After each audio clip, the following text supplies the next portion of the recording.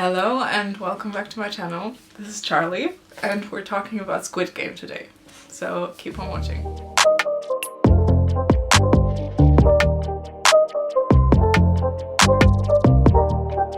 Okay, so we thought that we might talk about Squid Game since that is the new hype and we love the series. And with that, we thought that we might play a game of you ask me a question and I ask you a question. And that's it. So let's go. What did you like the most about Squid Game? The thing that I liked the most about Squid Game was the nostalgia element. It reminded me so much of games I played growing up, both tug of war and these familiar games, but also the style reminded me of video games, specifically Mario. The colors and the world, the tug of war scene reminded me a lot of Super Smash Bros. So I think the nostalgia element was really cool. What was your favorite game? The game that really struck me was the glass game, where they had to choose which glass to choose, because it was a lose-lose. If you weren't the last person, you know you will die, and I found that to be very difficult and very hard to swallow. What do you think about the anti-capitalistic views? Do you think that that is something appropriate? In what way? I mean, it criticizes capitalism, but Netflix is capitalism. So it's part of a capitalistic structure and it's anti-capitalistic. Do you think that leads anywhere? Yeah, I think that is really interesting. I know that the writer had written it 10 years ago and didn't really get it picked up because it wasn't as relevant at the time. And I think now it being so much more relatable and given the debt crisis in Korea, it does have a bit of a meta feel, being aware of itself and being a part of a structure it is criticizing. I think that Netflix provided a platform that allowed it to get this hype that perhaps it wouldn't have gotten elsewhere. So again, I think it is just kind of meta. It's aware of itself. But I do think that there's always going to be some issue within that. Yeah. I feel like the problem is we as viewers watch things like that and we go through a kind of catharsis.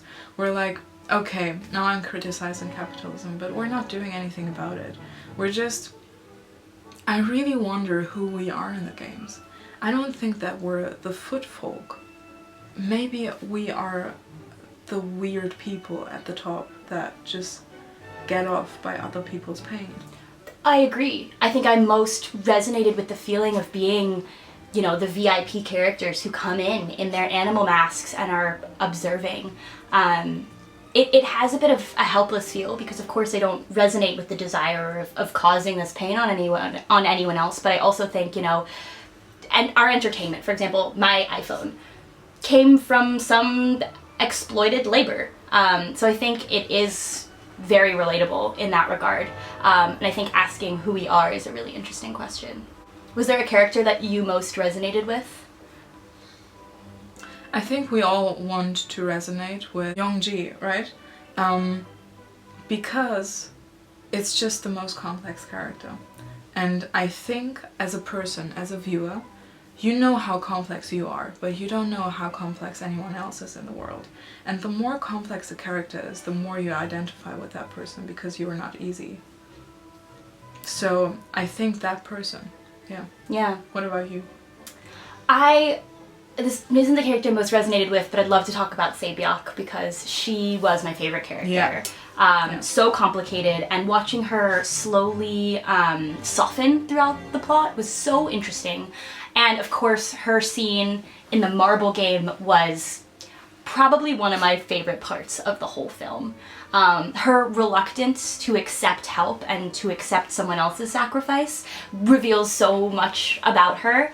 And yeah, really just her complexities and her backstory. She was my favorite character. But yeah, I don't know, I think the deceptiveness of Song-woo was painful. Yeah.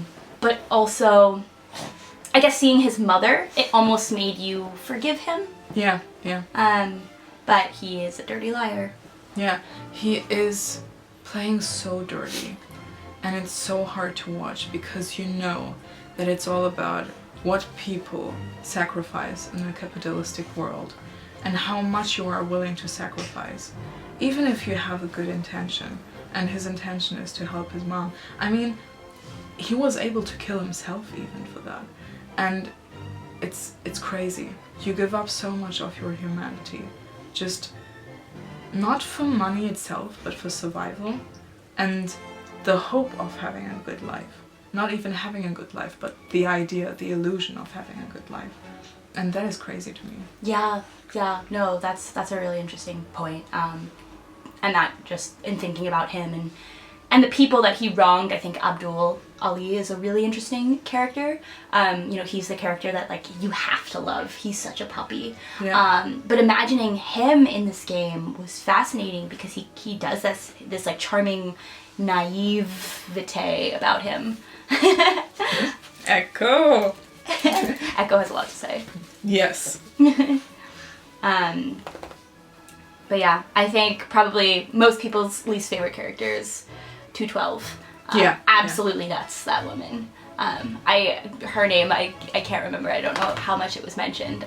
Her number sticks out to me the most. Yeah, yeah. Totally. And the villain as well. So Doksu, just the bully.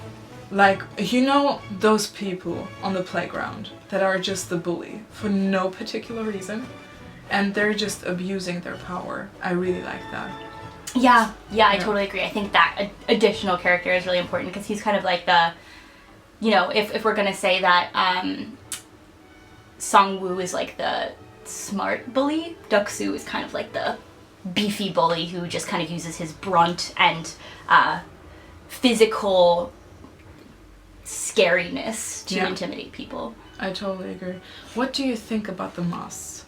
So the masks of the VIPs and the masks of the workers. Do you think that it's all about anonymity in the online world?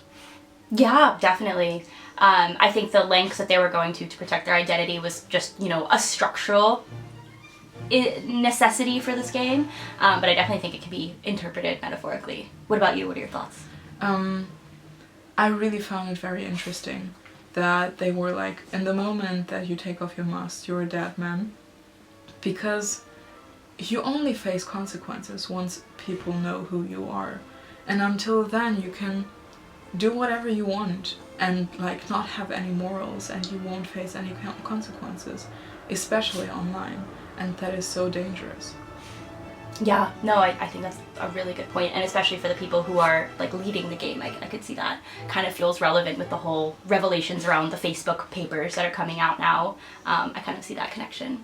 Yeah. How do you feel about the ending? The last scene is very commercial. It's very, let's start a new season. But until then, the plot twists and the old man in his deathbed being like, I was bored. Doesn't that sound very relatable? Because we're so bored. Like, we don't have anything to fight for. We have food, we have shelter, we have everything in the Maslow pyramid that we could wish for. And we're so bored. And that really struck a chord with me.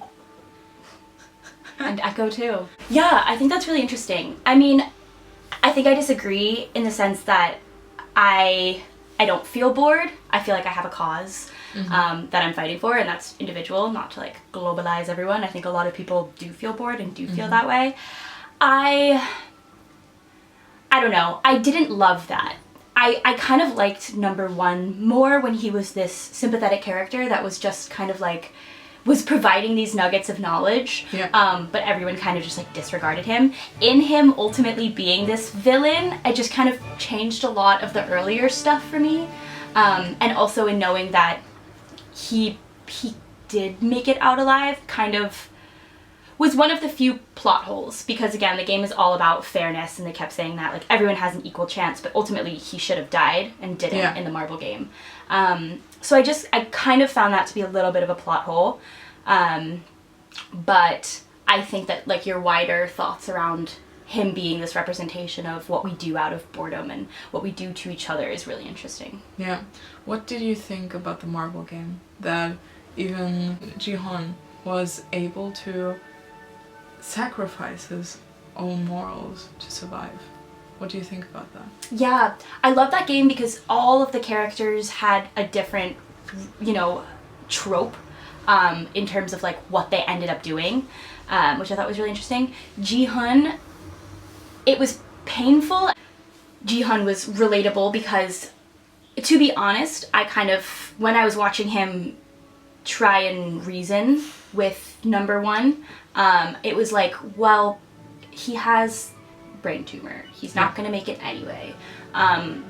Ji-hun has a mom and a daughter that we already sympathize with.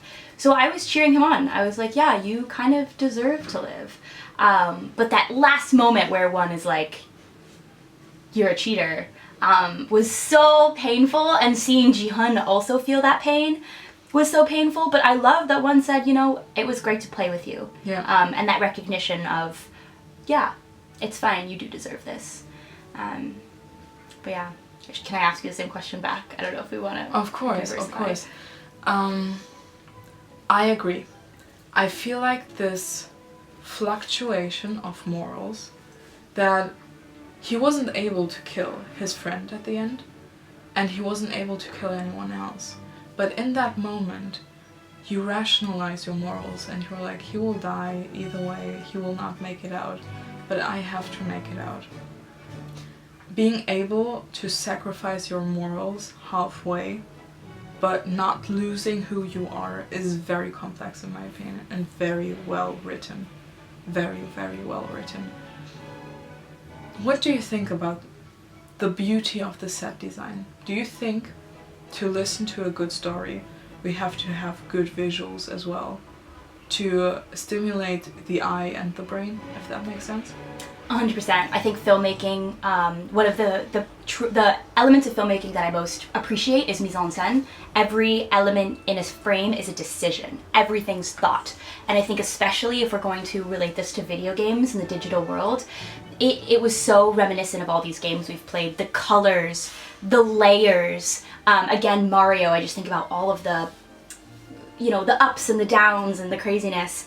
So I think that all of those decisions were so specific, and when the details is what really gets it for me. In the scene with the tug of war, you see that their wrists are chained to the rope, which is such a quick moment, just like here it is. But that's so important, so that you know they have no choice but to be there. What was your favorite room? I think aesthetically pleasing, just the stairs, the pink stairs with the people going up and down. Yeah, what about you? I really like the room where they pick partners. I think just that starkness compared to all the other rooms of just like nothingness was really powerful. Would you play? No, in the sense that like I don't feel like I need to have exorbitant wealth. That's not really something I'm seeking in this life. But thinking about the characters and the situations that they're in, after I had the opportunity to leave after episode 1, I for sure wouldn't have gone back. I can't imagine seeing all of that and deciding to play. But one thing I loved about the show is how they showed everyone's dire situations and they really had nothing to lose. You know, Ji-hun not even being able to provide for his mom when she was really sick. You understand why they go back. Absolutely. Would you play?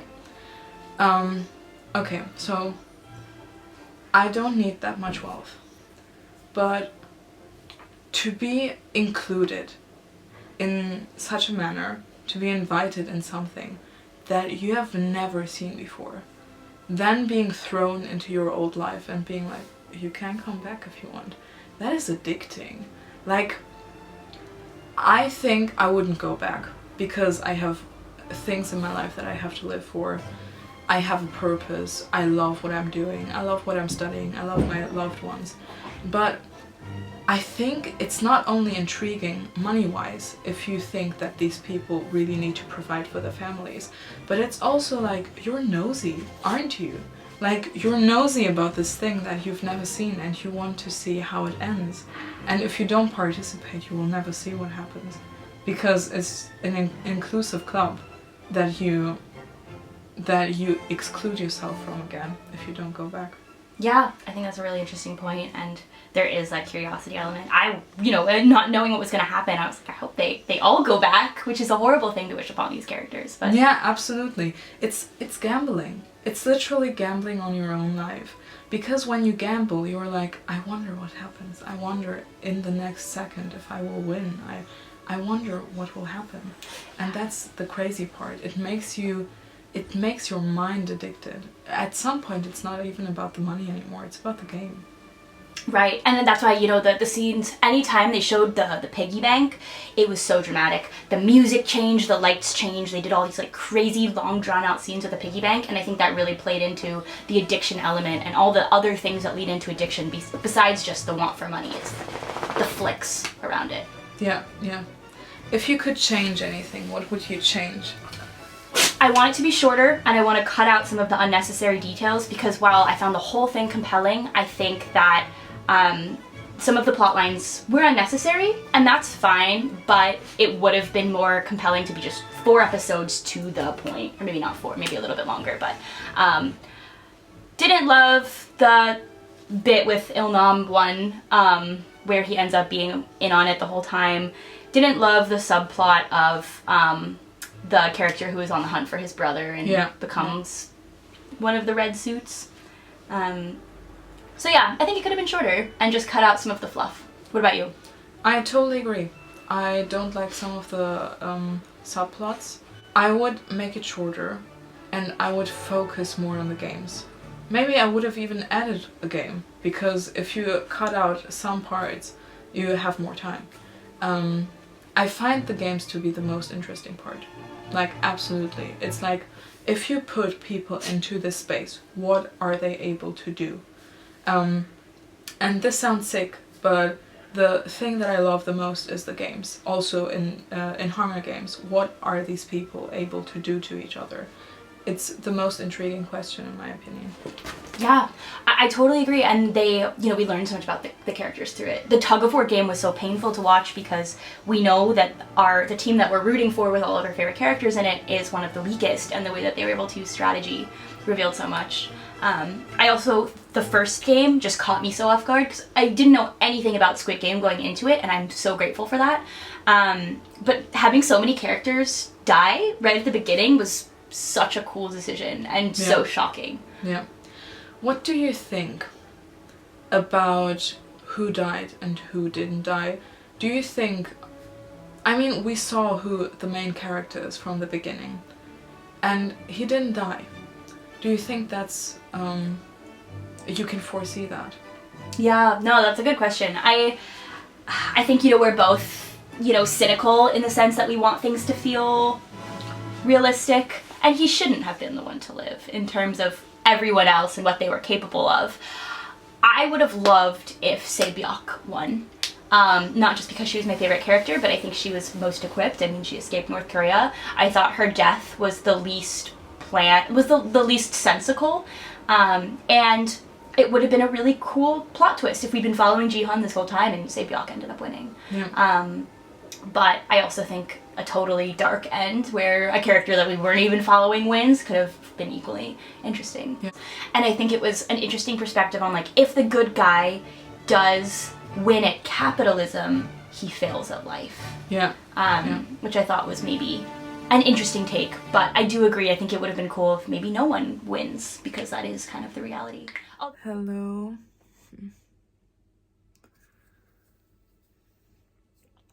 Hello, it's 1 a.m. at night. My laptop just broke down, and some of the last content that I had of the video, I do not have any more to edit. So, yeah, I'm really sorry that I lost some of that. But it was amazing to film with Charli and Echo, and I had a blast. Thank you so much to both of you. Yeah, I had a great time filming, and I hope you had a good time watching. And yeah, thank you so much for tuning in. See you in the next one.